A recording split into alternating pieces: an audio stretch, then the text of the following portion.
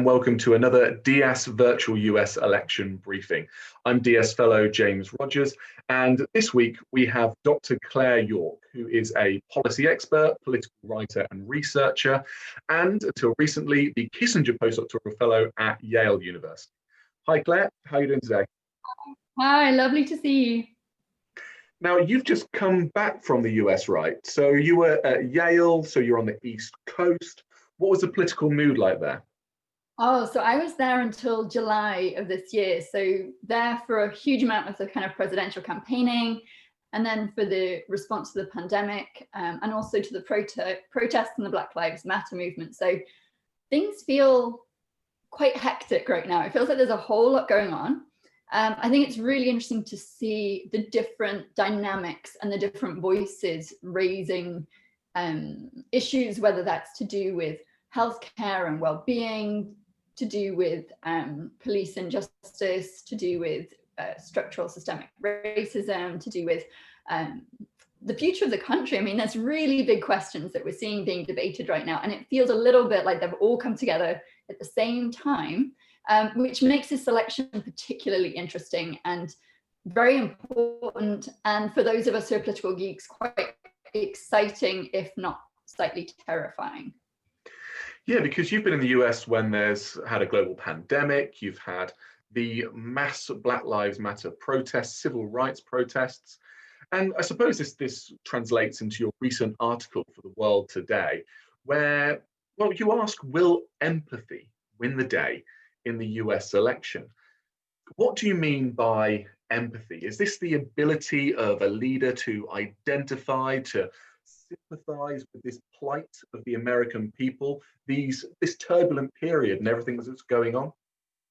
Yeah, so empathy itself, as I define it, is an attempt to understand the lived perspectives and experiences of others. So you can never get perfect knowledge. You will never be able to totally divine the mind of another person. But empathy in this context is at least an attempt to show that you're trying to grasp the way in which different people experience the world and how different policies and different systems and structures and communities and politics affect people in very different ways. And so what's so interesting in this election is we're seeing empathy really at the forefront in terms of in Biden's campaign. It was a really central feature of the Democratic National Convention, but we then also saw at the Republican National Convention it being associated with Donald Trump and President Trump's policies as well. So we're seeing this different awareness of how empathy is a powerful political signifier. It's a way to say this leader cares about you, this leader's listening to you, and they want to show you that they are the man for the job. But we're also seeing the fact that it is very multifaceted and has different interpretations and applications. And that's what's so interesting about it. You know, will this idea win the day when it is such a complex and significant element? So this is important. It's important to be able to identify, to really connect with your voter base. And you'd hope that these abilities of being kind, of being able to sympathize would come naturally to the human being. But this is the US election. And so I've got to ask you, who's better at this? Is it Biden, who in your article you refer to as the healer in chief, or is this Trump who can connect better with his people? Yeah, it's a great question. I think on first look, Joe Biden seems more naturally empathetic. He's a man whose family history is very well known. He's very open about his tragedies and his vulnerabilities and his experiences. And we don't really see that from Donald Trump at all. We have very little sense of the interior life of this man, whereas with Joe Biden, we get much more of a sense of what he's been through and where he's coming from. And his campaign is certainly capitalizing on that. And this idea of being a healer in chief has really been reiterated throughout his campaign, where they're talking about this is the man who gets to know everybody on his daily commute. This is the man who takes the time to befriend a young boy who also has a stutter because he knows what it's like to struggle with a stutter. You know, and all these small, wonderful stories about how he tries to connect with people. But I think if we think about empathy solely in that way, we miss the fact that somehow Donald Trump is connecting with people in certain parts of America in a way that I think is sometimes difficult to understand. And I think it's very easy to get clouded by some of this idea of his vulgarity and his coarseness and his language, and the fact that he isn't as polished a politician as I think a lot of people are used to. But at the same time, he will say to people, I understand your fears and your grievances and your insecurities to do with jobs or to do with the future of your community. And so I think what's really important is to understand how different people are experiencing these men and how they're viewing that idea of empathy in different lights. And so a real challenge, I think, for Joe Biden and the Democrats is to find ways to connect with the people who voted for Obama in 2016. Voted for Obama in 2012 and then voted for Trump in 2016. Like, what happened? Why did they feel like they were no longer being heard or represented? What is it that they felt Donald Trump offered them that the Democrats no longer were? And I think that's something we need to understand. That's so interesting, because you mentioned that Trump is able to understand people's fears, the things that frighten them. But is that empathy? Is that not capitalizing on people's fears in order to drum up support for yourself? Because Bob Woodward's, he used it in the title of his book, it's fear, or the new one is rage. These are different emotions. Or if anything, it's a politicizing of empathy. It's drawing out the emotions from people so that you can harness and weaponize them. Is that fair? I think politics is all about how emotions are used, and that's one of the things that we miss if we think about politics as being about rationality. Like, politics is very much about the instrumentalizing of emotion for different ends, whether that's shame, humiliation, grief, joy, pride. We see this in all different forms. And I think you're certainly right to point out that, he is capitalizing on ideas of fear. But the thing is, if people feel like he is connecting with them and he understands it, then we need to be thinking, does that then mean this is a form of empathy too?